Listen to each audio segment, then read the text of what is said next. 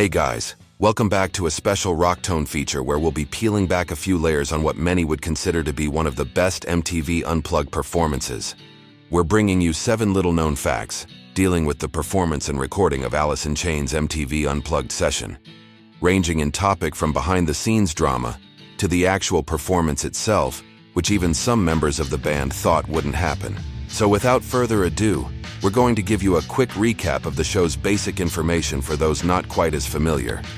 Then we'll get straight into the nitty-gritty of this raw and emotional performance. The show was recorded on April 10, 1996, and it first graced the airwaves of MTV on May 28th of that same year, and was held at the Brooklyn Academy of Music's Harvey Theater, or as it was known at the time, the Majestic Theater. And finishing up with our recap, the lineup included singer Lane Staley, lead guitarist Jerry Cantrell, drummer Sean Kinney, and bassist Mike Inez. Those with a keen eye will notice a second guitarist on stage, whom is none other than former Heart guitarist Scott Olson. Now that you've been filled in with some of the details of AIC's Unplugged performance, we can move along to our first little-known fact. Alice in Chains in any form of lineup had not performed live in front of an audience in 2.5 years. And this unfortunately would be one of their last live shows, with their last one being an opening slot for the band Kiss, filling in for the Stone Temple Pilots on July 3rd of 1996. Scott Weiland shared the unfortunate similarity with Lane Staley of succumbing to his own demon of addiction. Both were outstanding frontmen, with quite distinctive vocal styles that had much more to offer the world of music. And for our second little-known fact, the Alice in Chains Unplugged session teetered on the edge of never happening. Even with some doubts on the day of the performance, guitarist Jerry Cantrell suffering food poisoning after eating a hot dog prior to the show. The band had also previously turned down the opportunity to perform their own Unplugged set. Jerry Cantrell explaining during a podcast appearance years after the show that despite having a strong acoustic catalog with Jar of Flies and Sap, the timing just did not feel right for that type of taped performance. Perhaps a reflection on Staley's deteriorating health as well. Number 3.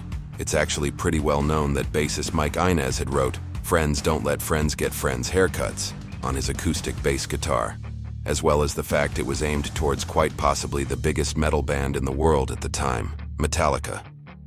But did you know Metallica were actually in the front row at the performance? Metallica famously made fun of Lane Staley back in 1994 for backing out of their opening slot on the band's 1994 summer tour. Seeing AIC's lighthearted retort brought me a quick laugh. It's also worth noting that while making fun of Lane on stage and pretending to inject himself, members of their audience began throwing shoes and other objects at James Hetfield, as shown here. Fuck, he's cooler than we all thought, everyone. This here is cooler than we all thought, everyone. Number 4. Most would notice that Lane Staley wore sunglasses when making his entrance during the acoustic intro to Nutshell, as well as the fingerless gloves he also had on.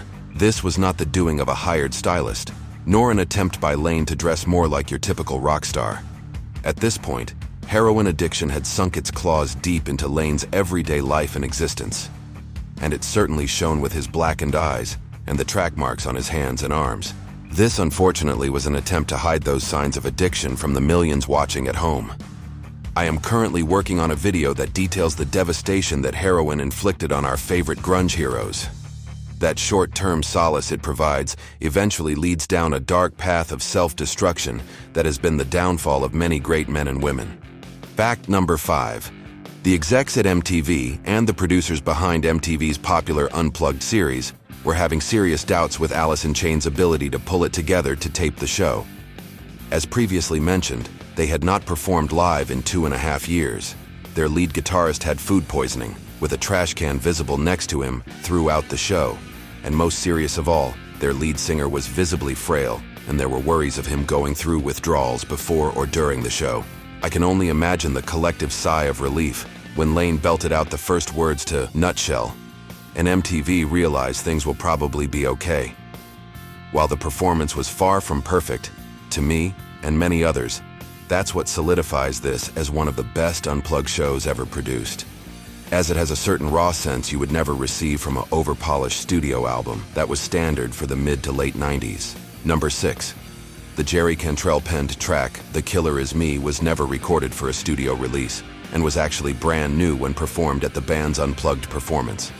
This was also the song that closed out their show, as the band can be heard thanking the audience after finishing the song. And closing out this list, at lucky number 7. Despite Alice in Chains' initial hesitation to perform the Unplugged set, their choice to power on with the show paid dividends in the long run, as the album version was certified platinum, and the home video recording was certified gold as well. And not that this was necessary income for Lane to survive, but given that his touring days at this point were pretty much over, I'm sure it was a big help. As AIC did not release any further studio albums, with Lane Staley as the frontman, we of course have had a few with William Duvall as the new lead singer. So there you have it, 7 little facts about Alice in Chains' Unplugged performance. I hope you have enjoyed this video, and if you want more videos just like this, be sure to subscribe to my YouTube channel, The Rock Tone. Also be sure to check out my merch store, where the purchase of one of our shirts, hoodies, coffee mugs, or other assortment of items greatly helps me in turning my dream of daily rock and roll coverage a reality.